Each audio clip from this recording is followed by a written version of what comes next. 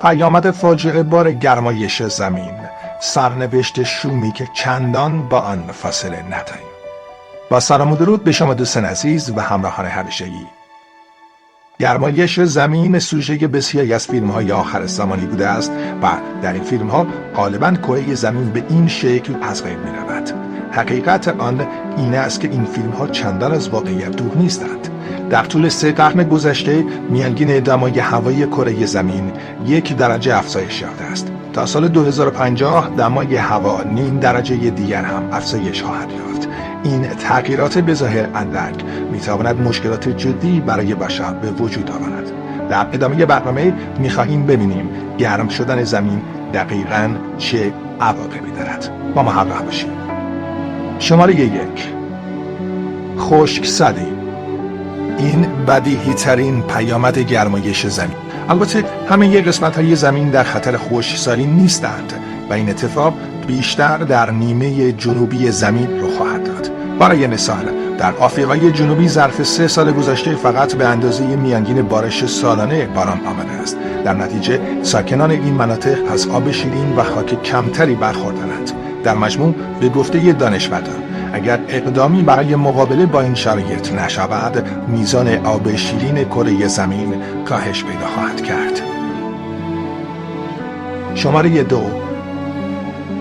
باران‌های سیل‌آسا.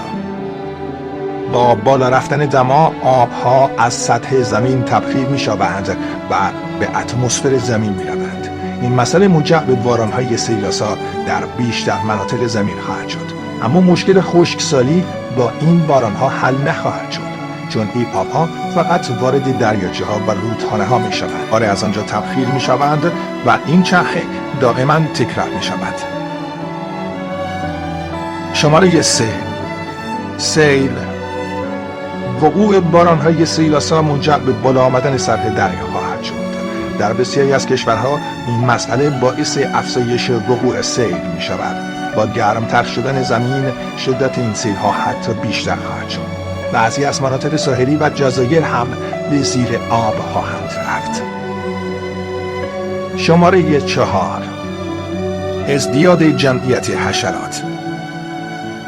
اگر گرمایش زمین مزیتی داشته باشد، فقط برای حشرات خواهد بود.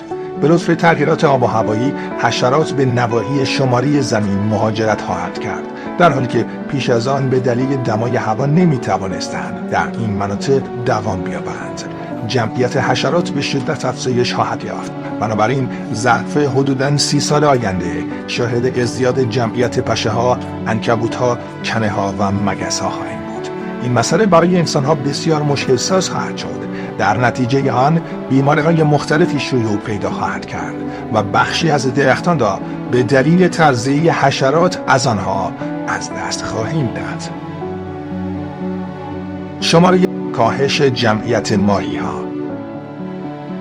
افزایش دما روی موجودات آبی هم تأثیر منفی خواهد گذاشت.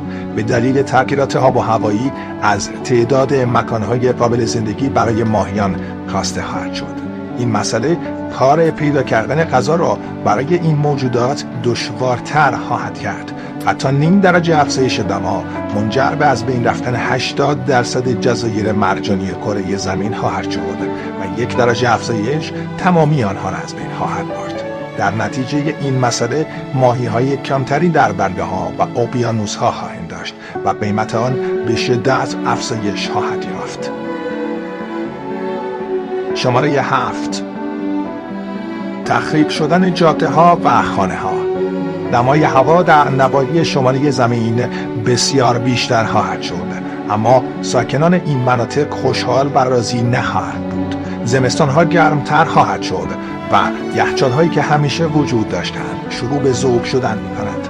بسیاری از ساختمان‌های این مناطق تخریب خواهند شد و حتی جاده‌ها هم تحمل این تغییرات دمایی را نخواهند داشت. شماره 8. بی‌کیفیت شدن محصولات کشاورزی.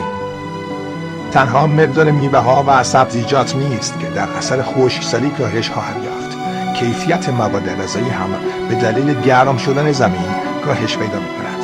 تولید دائمی کربن دی اکسید باعث بیشتر شدن سرعت رشد گیاهان خواهد شد و این سرعت به قدری زیاد خواهد بود که ریز مغزی ها فرصت شکلگیری پیدا نمی کنند. نتیجه آن تولید میوه ها و سبزیجات و پروتئین ها، ویتامین ها و مواد معدنی کمتر خواهند بود، در حالی که این مواد مغذی برای سلامتی ما ضروری هستند. شماره 9، بالا رفتن سرعت تبخیر چرخه آبی اقیانوس‌ها را افزایش می‌دهد که نتیجه آن وقوع طوفان‌های شدید خواهد بود. این طوفان‌ها زندگی روی کره زمین را نه تنها ناخوشایند بلکه خطرناک هم می‌کنند. هنوز هم برای مقابله با گرمایش زمین دیر نشده و کمترین کاری که می‌توانیم انجام دهیم این است که مشکلات آینده را کمتر کنیم. تک تک ساکنین کره زمین می‌توانند در این کار نقش داشته باشند. تفکیک زباله‌ها، استفاده از محصولات سازگار با محیط زیست و بسیاری از چنین کارهای ساده‌ای می‌تواند وضعیت کره زمین را به میزان قابل توجهی بهبود بخشد. ممنون که تا پایان برنامه با ما بودیم و ما را همراهی کردیم. امیدواریم که مطالب جالب این برنامه مورد توجه شما قرار گرفته باشه. تا یه برنامه دیگه و یه فرصتی دیگه، خدا نگهدارتون.